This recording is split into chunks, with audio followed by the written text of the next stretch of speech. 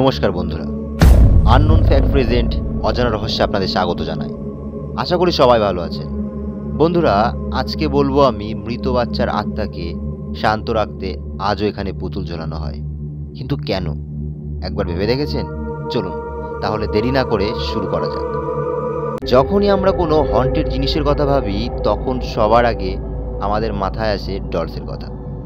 Haunted dolls নিয়ে আমরা অনেক সিনেমাও দেখেছি, যেখানে দেখানো হয় কিভাবে মৃত মানুষের আত্মা পুতুলকে তার মিডিয়াম হিসেবে বেছে নেয়।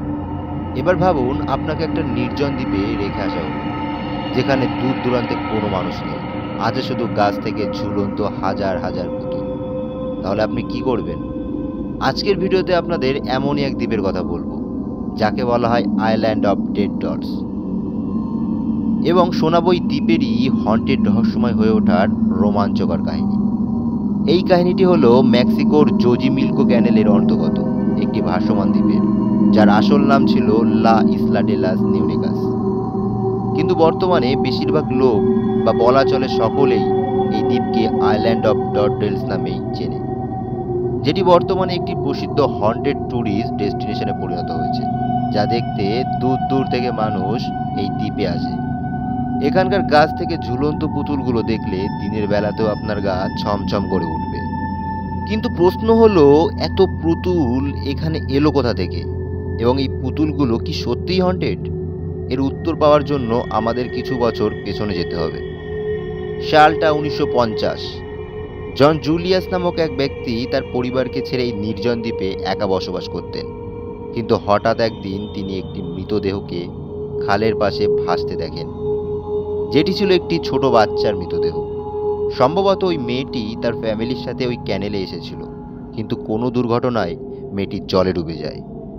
জুলিয়ান মেয়েটির মৃতদেহের পাশাপাশি সেখান থেকে একটি পুতুলও উদ্ধার করেছিলেন, যেটি সম্ভবত বাচ্চা মেয়েটির ছিল।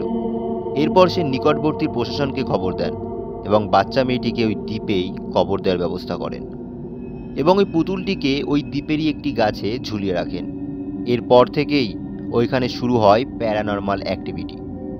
জুলিয়ান রোজ রাতে ভয়ানক স্বপ্ন দেখতেন, এবং ওই দ্বীপে আরও একজনের অস্তিত্ব তিনি অনুভব করতেন। যদিও ওই দ্বীপে তিনি একাই থাকতেন, এমনকি মাঝে মাঝে তিনি একটি বাচ্চা মেয়ের কান্নাও শুনতে পেতেন, যে মেয়েটি সারা রাত সেখানে ঘুরে বেড়াতো এবং তার পুতুল খুঁজে বেড়াতো। জুলিয়ানের আর বুঝতে বাকি রইল না যে আত্মাটি ওই বাচ্চা মেয়েটারই। এরপর থেকে সে ওই দ্বীপের আবর্জনা ও জলে ভেসে আসা পুতুলগুলোকে কুড়িয়ে ওইখানকার গাছে ঝুলিয়ে রাখতেন। কিন্তু এর পরেও সেই বাচ্চা মেয়েটির অস্তিত্ব তিনি অনুভব করতেন। একসময় এখানে আসা লোকেরা জুলিয়ানকে পাগল ভাবতে শুরু করেন, কিন্তু জুলিয়ান তার কাজ কোনোদিন বন্ধ করেননি। অবশেষে 2001 সালে জুলিয়ানকে রহস্যজনকভাবে মৃত অবস্থায় পাওয়া যায় ওই দ্বীপে। কিন্তু সবচেয়ে আশ্চর্যজনক ঘটনা হলো, জুলিয়ানের মৃতদেহ পাওয়া যায় ঠিক সেই জায়গাতেই যেখানে বাচ্চাটির মৃতদেহ উদ্ধার করা হয়েছিল। এরপর থেকেই ওই দ্বীপের হন্টেড হয়ে ওঠার গল্প মানুষের মধ্যে বিশ্বাসে পরিণত হয়।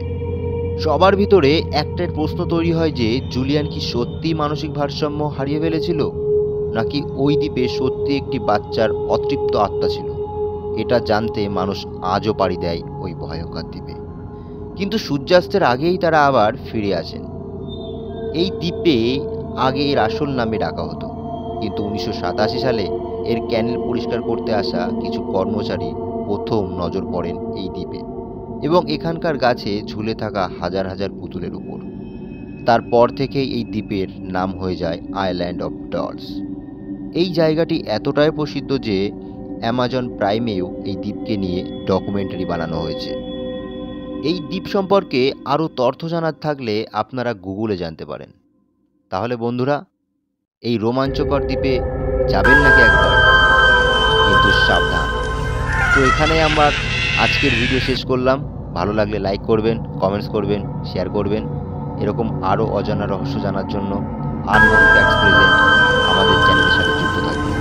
ভালো থাকবেন।